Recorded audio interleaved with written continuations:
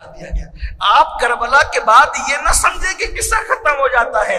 اللہ اکبر۔ پھر وہ رات گزری، وہ رات تو قیامت سے کچھ کم نہ تھی، قیامت صغریٰ تھی۔ سوچا ہوگا جب 11 کی صبح طلوع ہوگی تو کچھ رنج کم ہوں گے، کچھ کم ہوں گے، لیکن جب 11 کا سورج طلوع ہوا تو عمر بن سعد شمر ان پلیدوں نے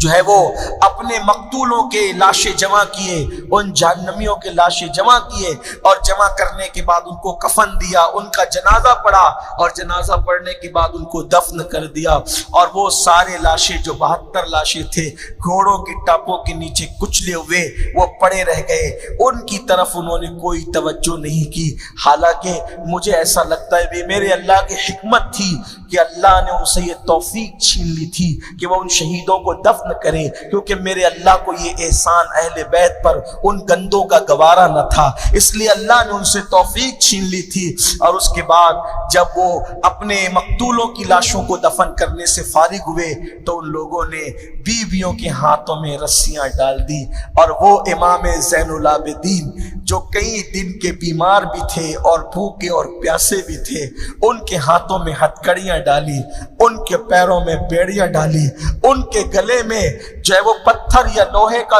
توق ڈالا، اور ان بیبیوں کی سواریوں کی لگام نکیل جو ہے سیدنا امام زین العابدین سید سجاد کے ہاتھ میں دے دی۔ امام زین العابدین خود بیان کرتے ہیں حضرت زید سے اور امام محمد باقر سے، میرے بیٹو کئی دن کی بیماری تھی، کئی دن کی بھوک اور پیاس تھی،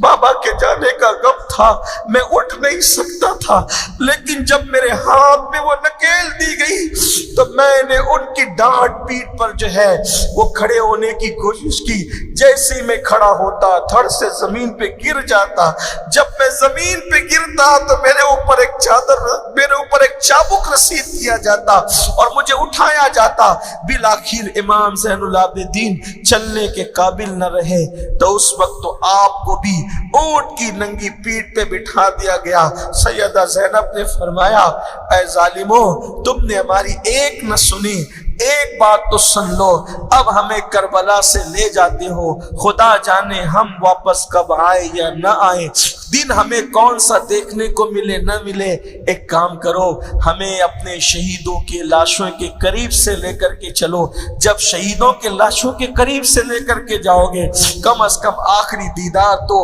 ان شہیدوں کے کٹے پٹے لاشوں کا کر لیں۔ سیدہ زینب، حضرت ام کلثوم، حضرت سکینہ اور امام علی مقام کی 4 بیوائیں، اسی طریقے سے اور کچھ شہزادیاں جب وہ اونٹوں کی ننگی پیٹھ پر بچوں کے ساتھ بندھی ہوئی تھی۔ ہر بڑی عورت کو، خاتون کو بچوں سے باندھا گیا تھا، کیوں؟ اس لیے کہ اگر بچے جھکیں گے تو بڑوں کو تکلیف، بڑے اٹھیں گے تو بچوں کو تکلیف، اس طریقے سے ان نفوس کے ساتھ کیا گیا۔ اور جب وہ کٹی ہوئی لاشوں سے سیدہ زینب اور وہ قافلہ اہل بیت کا لٹا ہوا گزرنے لگا، ابن جریر لکھتے ہیں کہ سیدہ زینب نے کٹی ہوئی لاشوں کو دیکھا تو مدینے کی طرف رخ کر کے پکارا، یا محمدا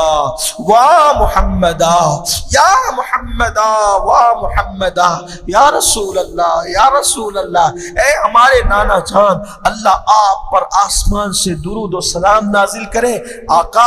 آج کربلا میں آ کر دیکھو تو صحیح، جس حسین کے چہروں پہ بوسے دیتے تھے، پیشانیاں چومتے تھے، آج وہ کٹا پٹا پڑا ہوا ہے، اس کو کفن بھی نہیں ہے، اس کو دفن کے لیے قبر بھی نہیں ہے۔ سیدہ زینب پاک نے جب یہ باتیں کی، ان باتوں میں اتنا درد تھا، اپنے اور بیگانے سب کی آنکھوں میں آنسو تھے۔ بالآخر 11 یا 12 محرم کو وہ قافلہ جو 2 محرم کو کربلا میں آیا تھا، 11 یا 12 کو یعنی تقریباً 9 یا 10 دن کے بعد وہ قافلہ کربلا سے کوفہ کی طرف روانہ ہو گیا۔ جب وہ قافلہ کوفہ کی طرف روانہ ہوا، اللہ اکبر۔